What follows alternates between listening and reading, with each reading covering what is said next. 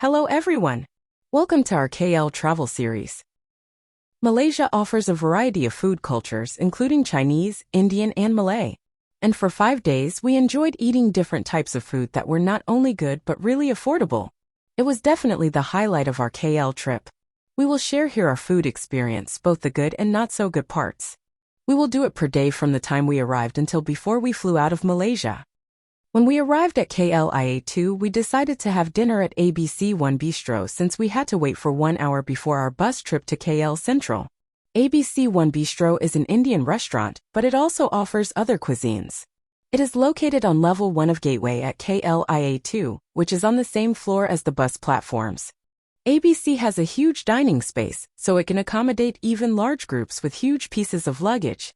The place was also well lit and clean. We ordered fried kway teow, chicken biryani, teh tarik or pol tea and canned soda. After ordering, they will give this card with the table number, which will be brought to the cashier for payment after eating. The chicken biryani was really good. It was mildly spicy. We recommend it for those who want to try an Indian dish but have low spice tolerance. The side dishes include some pickled vegetables, a kind of Indian sauce and a sweet pasty thing. The serving was big enough to be shared by 2. Please note they just use white meat. It was my first time trying teh tarik or pol tea. I was expecting it to be sweet because of the condensed milk, but it was too much for me. It's good if you like super sweet drinks. Their char kway teow was quite okay. It has a lot of chicken and tofu chunks, but it was short on flavor. We didn't finish it because it was a lot. It doesn't say on the menu that there are sizes, and we were not asked as well. They gave us the bigger and more expensive size. This brings us to the main thing we didn't like about this restaurant. The staff was really insistent in making us choose the expensive items on the menu. While we're scanning the menu, he kept on flipping it back to the page of the most expensive food. When we asked for the 8 ringgit mango shake, he kept on pointing at the 17.5 ringgit avocado shake. We were ordering a canned soda and he was pushing hard for the 13.5 ringgit Coke float. Unfortunately for him, we're not pushovers, so he didn't win. Be careful not to fall for it. Part of our food trip in each country is their local beer and snacks. We liked Malaysia's Tiger Crystal. Sadly, the one made by Asia Brewery here in the Philippines does not taste good. The prawn crackers were okay, but we highly recommend Super Ring. We actually regret not bringing some bags home. On day 2, we started the day at the ICC Pudu Hawker Food Center. There are a lot of stalls offering different kinds of food. So as not to get overwhelmed, we did our research and went there with a list of food items we wanted to eat. Stalls operate between 6 a.m. to 2 p.m., but popular stalls often close earlier once their food gets sold out. We arrived at 11 a.m., and 3 of our target stalls were closed already. Almost all of the items we tried at ICC Pudu were worth recommending. Our favorite was the steamed fish hor fun. It was something we've never had before. The fish was really fresh. The light broth's flavor was like a mixture of savory, somewhat sweet and slightly citrusy. For just 11 ringgit, this dish was definitely a steal. This fried gold cake is a must-try. The purple layer is like yam. The white layer is like taro. And the middle layer is like mochi. We recommend just getting one piece if you intend to eat different food items at ICC Pudu because it's heavy and filling. It is best eaten warm. Another noodle dish we had for lunch was curry mee from Madam Eng. There are different types of noodles, and we chose bihun. The soup was rich, creamy, and mildly spicy. There were chicken and tofu slices. The creaminess and spiciness of curry mee complemented with the light flavor of steamed fish hor fun. By the way, if you're going to buy a made-to-order dish in ICC Pudu, you need to have a table first because you need to give them the table number, and they will deliver the food to you. We tried the popular clay pot coffee. Fortunately, there was no line at the time. We got iced cham, which has clay pot coffee, tea, and 2 types of milk. All the components were well balanced, but it is best to let some ice melt first. Otherwise, it will be a bit too sweet and thick. A coffee drink that good for just 4.5 ringgit. It is a must-try for coffee lovers. There were more items we wanted to try at ICC Pudu, but we are not big eaters, so we just had some takeaway for snacks later or for breakfast the next day. We got some glutinous rice wine chicken buns and salted egg custard buns from stall G29. They have pre-packed packs of 10, but they also offer packs of 4. We ate some of the buns in the afternoon and the rest for breakfast the next day. The chicken buns were really good. The soft man-tao bread and sweet chicken and mushroom filling with some ginger flavor really hit the spot. The custard buns were okay but nothing special. We felt like the custard filling was somewhat lacking flavor and creaminess. We like egg tarts too, and we've read that bun chun is one of the best in KL, so we had to get some. We also tried their kaya puff. The egg tarts were nice. The shell was quite flaky and the sweetness was just right. It's not one of the best egg tarts we've had. Hong Kong and Macau are quite hard to beat. But in fairness, they're still good. With the kaya puff, it was our first time to try one. The taste was okay, but we thought the filling was not enough compared to the thickness of the pastry. We don't know if that's how it is. It's not bad, but probably not something we'll have again. There are many other dishes and food items to try in ICC Pudu. We would definitely come back next time we visit KL.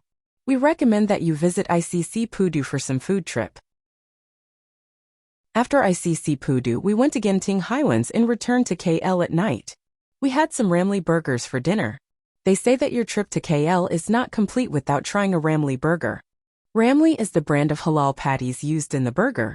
Burger stands may prepare their burgers differently, but the highlight is always the patty. There are two types of meat, ayam or daging. You may choose whether you want a single patty or double if you want to add cheese, or maybe special, where the patty is wrapped with fried egg. Please note that most Ramly burger stands open at late afternoon or early evening. We've read some even open at late night.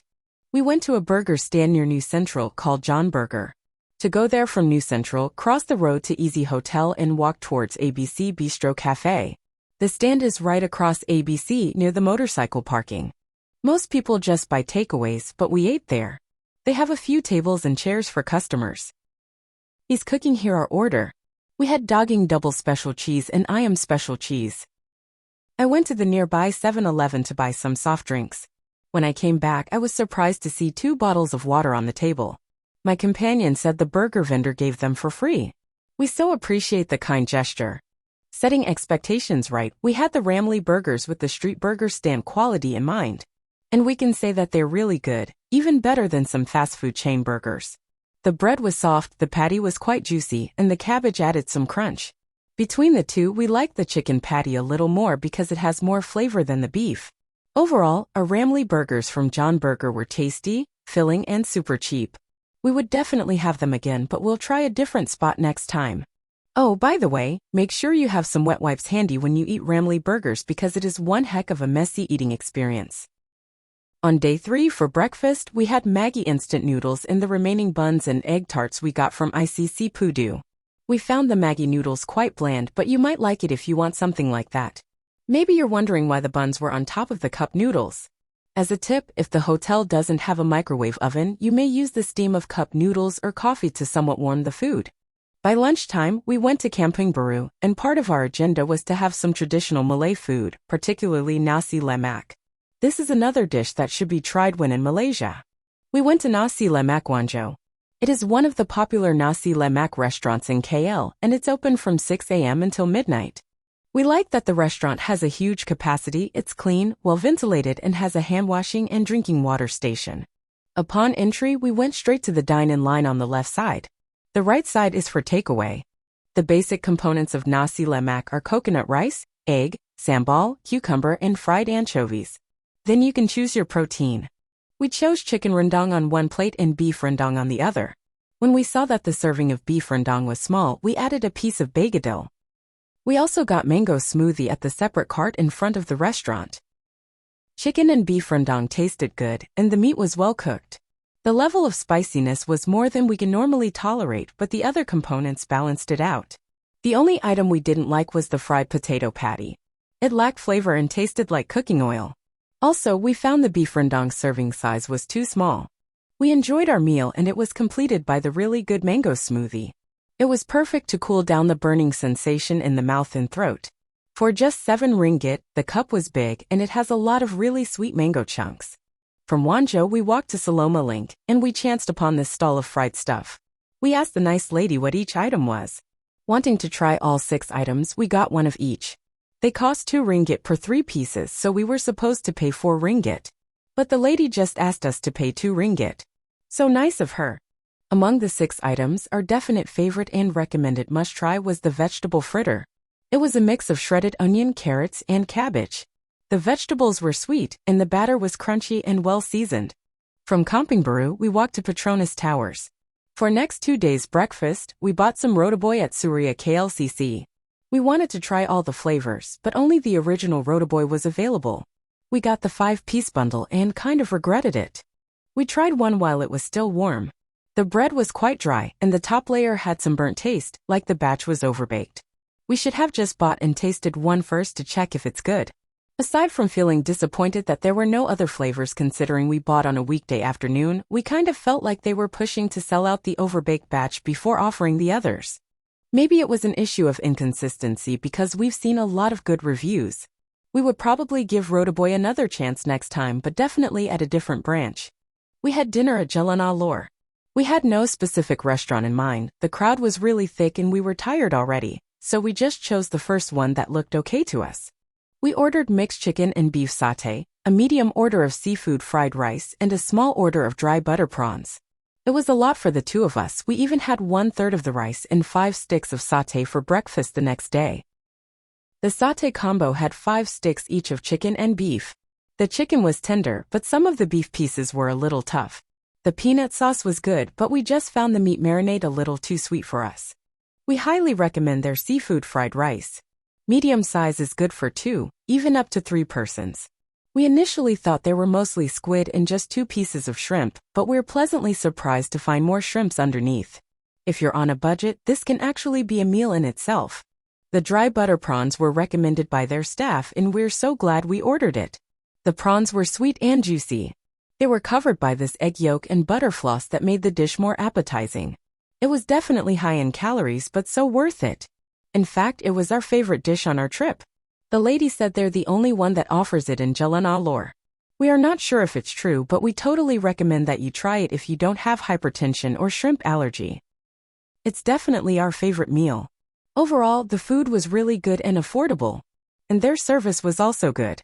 We paid 82 ringgit, including 2 canned soft drinks. We like that their menu price is all in.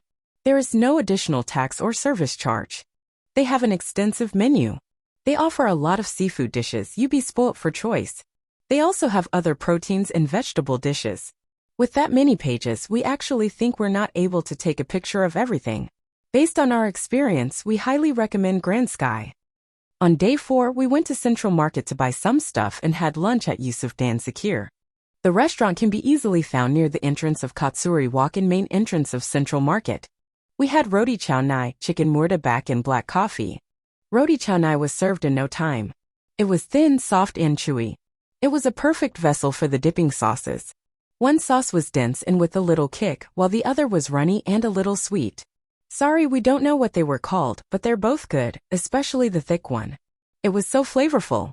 We got tempted to order another one, but we decided to wait for the murta bak first. With the black coffee, the coffee itself was strong and non-acidic. We actually liked it. But we didn't expect it to be that sweet. It tasted better when the ice melted and diluted the sweetness. Next time, we would definitely have it again but would request to reduce or even remove the sugar. It took quite some time before we got the murta bak, but it was definitely worth the wait. It looked plain, but its flavor was nothing but. It was filled with juicy and perfectly seasoned ground chicken. It can be eaten on its own, but the taste was even better with the different sauces. It may not look like it, but it was really heavy and filling. Good thing we didn't order another roti chow nai. We really enjoyed our meal. It was actually one of our favorites. The restaurant has a welcoming vibe. It has a number of tables, it's clean and the service was good. There are other items we'd love to try on their menu next time. We may have tried only 2 basic food items, but their taste and quality are good signs. Not to mention their food was affordable. After lunch, we went on a day trip to Putrajaya. We had some snacks at a small stall outside the Pink Mosque. They were pre-cooked and just warmed in the oven, but they were okay. Siomai was lean and dense. Macaroni and cheese was quite soggy but creamy and tasty. They were quite pricey because of the location, but we're pleased with the service. That day happened to be the Federal Territory Day, and there was some celebration near the Iron Mosque. There were a lot of food and drinks kiosks, and we saw this Vietnamese coffee vendor. We love Vietnamese coffee, and this one was so good and legit. A small cup of coffee for 6 ringgit may be a lot by Malaysian standards, but it was so worth it. We wanted to try different stuff at the food fest, but the crowd was really jam-packed, we could hardly get into the stalls. It also started to rain, so we were just able to buy some sausages. The sausages were lean, juicy, and well-seasoned. And the casing was really snappy. We liked the one that was a little peppery and the one that had cheese inside. The third one had a little grainy texture and we didn't like the flavor as much. We also liked that the sausages were not spicy and they may put some sweet and spicy sauce if we want it. The rain kept pouring down, so we decided to leave the food fest and return to KL. We had dinner at Roti John Tidawangsa. It is said to be the most popular seller of Roti John, which is an omelette sandwich. I've seen from other posts that they typically have a long line. Luckily, there was none when we got there. We had half order of beef and half order of chicken. It already comes with fries. We didn't expect the half order to be this much. Even if there's not much meat in it, it was filling with all the fried eggs. It tasted okay, but the amount of ketchup and mayonnaise was quite overwhelming for us. Also, the fries were cold and tough already. It was nice that we're able to try Roti John. Based on our experience, it was okay, but it's not as good as we imagined. Sorry, just being honest. On our last day, we had Rotaboy for breakfast. Then we went to Petaling Street after checkout. A KL trip is not complete without a visit there. We had lunch at this popular beef noodle spot a few steps from the Petaling Street entrance. Luckily, the restaurant was full, but there was no line when we got there. Table sharing is common here, and we were seated with a man currently enjoying 2 bowls of beef noodles. We ordered beef and ball noodle soup and dry mee with fresh beef soup. We have tried bihun and hor fun noodles at ICC Pudu, so we had mee noodles this time. The payment will be asked once your order is served. We were asked to pay 34 ringgit. We thought it would just be 28 ringgit since a big bowl is 14 ringgit. Not quite sure, but maybe the additional 6 ringgit was for the beef that was added to the soup that goes with the dry mee. I may have mistakenly ordered it, but no regrets because the beef was the best part of the meal. It was so tender and sweet, and the serving was generous. Let's describe the dry mee noodles first. The mee noodles tasted like our Mickey noodles. The ground beef had soy sauce and sesame oil flavor. The broth was very much like our bulalo soup here in the Philippines. It was enjoyable to eat the dry noodles, slurp some hot soup and munch some beef alternately. Now you may think the beef and ball noodle soup would taste pretty much the same, but no, it was a different experience. Combining the beef broth and the sauce of the dry noodles made the soup sweeter and more complex. Good thing we tried both of them. The only letdown for us was the beef balls. It had some sort of beef fat taste that we didn't like. But take that out, it was a great meal. We then walked along Petaling Street and surrounding streets for some sweets. We bought a slice each of peanut and coconut pancakes from this grandpa who we've seen online jokingly calls himself James Bond. The coconut pancake had a nice soft texture. It smelled good and the flavor and sweetness were just right. The peanut pancake had a more crispy texture and had a nice crunch from the crushed peanuts and sugar crystals. It's a nice and cheap snack. When we saw this drink, we imagined the taste might be like sweet oolong tea. We gave it a try and we're pleasantly surprised that it tasted like our gulaman drink here in the Philippines but not as sweet. To describe it, it's like pandan juice with caramelized sugar and vanilla extract. And it has lots of jelly-like bits. It's cold and refreshing if you drink it right away. At this point, we're actually full already. But it's been a while since we last had taho or soybean curd, so we couldn't resist it when we saw this stall. They sell cold soy milk and hot soybean curd. In their menu, tofu fat is the bean curd. The bean curd was hot and silky smooth. It felt warm and soothing in the stomach. The sweetness of the sugar syrup was just right. The difference with our taho was that it had some hint of ginger flavor that my companion didn't like that much. Other than that, it was nice. We spent the rest of the afternoon walking off our heavy lunch. Our flight was at late night, so we had dinner at the airport. We had our last meal at Bina's. We had 2 of the best sellers on their menu for dinner and 2 puffs for later. Their meals come with a free drink and there were different choices. This signature fried laksa was so good. The citrusy, creamy, and mild spicy flavors were well balanced. It really tasted like laksa minus the broth. This is their take on nasi lemak, but more like version 2.0 because the size and flavor of the chicken were leveled up, and they put broccoli instead of cucumber. The chicken was crunchy outside yet so juicy inside. It was a good and filling plate. Even their drinks were solid. The coffee was strong, non-acidic, and sweet. We liked it better when the melted ice lessened the sweetness. The Beauty Peach Gum Jelly drink actually tasted similar to this drink we had earlier. The The texture of the jelly bits was also the same, so we liked it. Then we had our takeaway laksa puff and curry chicken puff during the flight. They got cold and a bit soggy already, but they still tasted so good. The filling was also generous. We imagined they would have tasted better when they were still warm and crunchy. Overall, Bina's food was good. And considering it's at the airport, it was actually cheap. It was a great meal to cap our KL trip. We hope we're able to give you some ideas on where and what to eat when you visit KL. If you found this helpful, please like this video and subscribe to our channel for more travel-related information and recommendations. Till the next one. Thanks for watching.